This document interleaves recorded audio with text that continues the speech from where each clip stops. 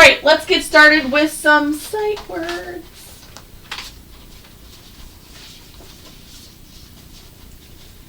Who could raise your hand and tell me what this sight word is? Darren. Side. Side. This word is side, right? And it's side. S-I-D-E, side. This is my side. Or you could say, I step to the side. Step from side to side, right?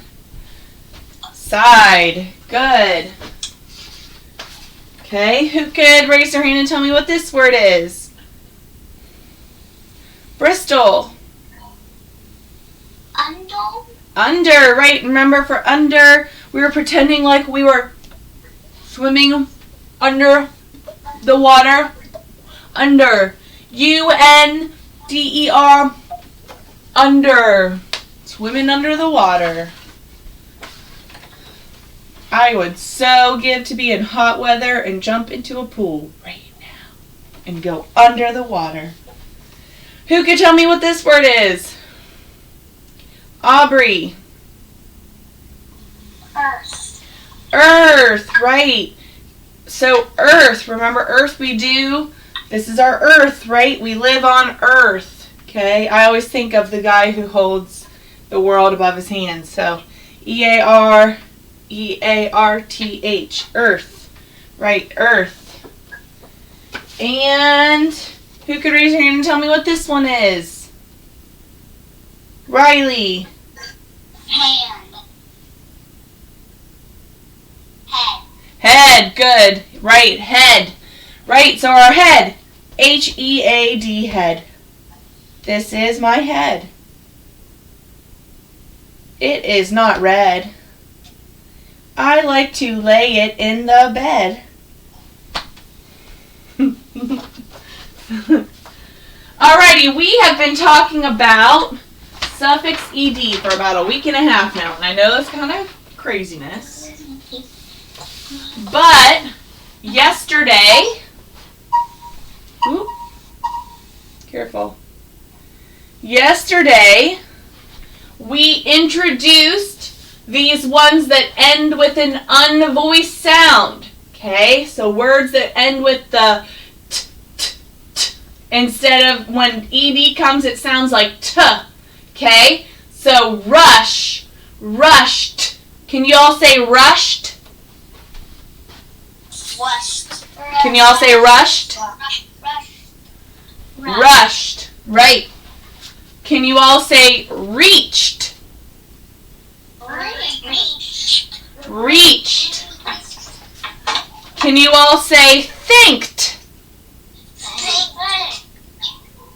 Thanked. Good. I would love it if you all turned on your camera so I could see you. Everyone say raced. Raced. Raked would be the same though. I heard someone say raked, and that would have been the same type of t ending. Passed. Passed. Good. Placed. Whoop. Wished. Coached. Picked. And mixed. Mixed. See how it ends with a t? They're all unvoiced sounds. Good. Alrighty. Good job. Maybe I'll send that to them in a video. Okay. I'm moving y'all back. Move on back. Move on back. Move on back. Move on back. Okay. Our book, Flotsam. Who could tell me where this story takes place? What is the setting of this story? Easy. At the beach. It takes place at the beach, right? This story takes place at the beach. we could say there's parts with the ocean, right? So it's right next to the ocean, right? It's at the beach. It takes place at the beach. All right. Who is a character in our story? Who is a character in our story? Gage? The boy. The little boy, right? Okay. So, right. The book opens up. And the little boy, remember, he was looking at this hermit crab, and he was looking at it through a magnifying glass, and that's why his eyeball looks so big in that page before.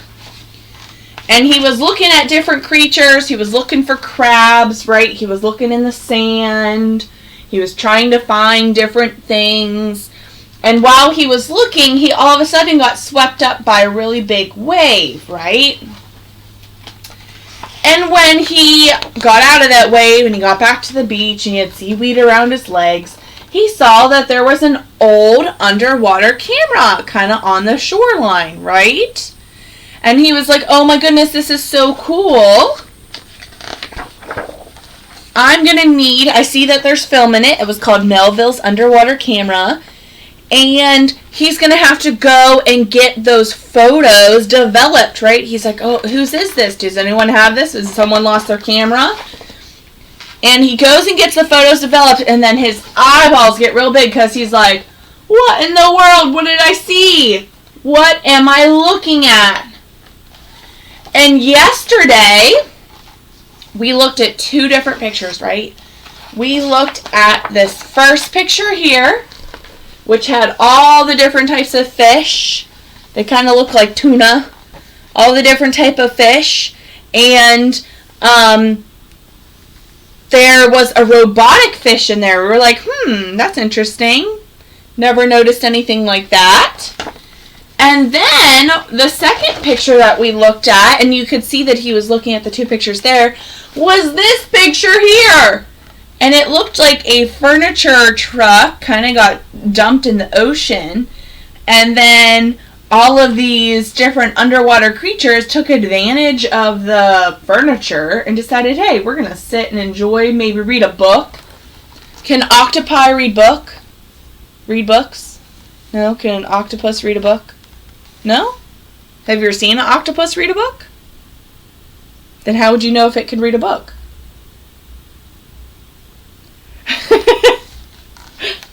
Yes, we'd have to look it up to see if they could read a book. We'd have to look it up and see what they could do. Right. Okay. We have some more pictures. Okay. We have some more pictures. This is the first picture I want to show you all. What type of fish is that? Aubrey? It's a puffer fish. It's a puffer fish that's a hot air balloon. What? A turtle in the hot air balloon basket. There is a turtle in the hot air balloon basket.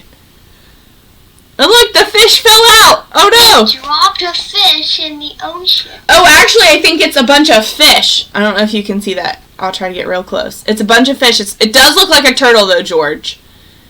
So it's a bunch of fish in the basket, and then a fish fell out. Ah! But that's a puffer fish. What in the world? And then he's looking and he sees this picture. What do you notice about this picture? What do you notice about this picture? Hold on, let me show my friends on recording. What do you notice about this picture? Here, I'll try and get closer for you to see. Zoe, what do you notice about this picture?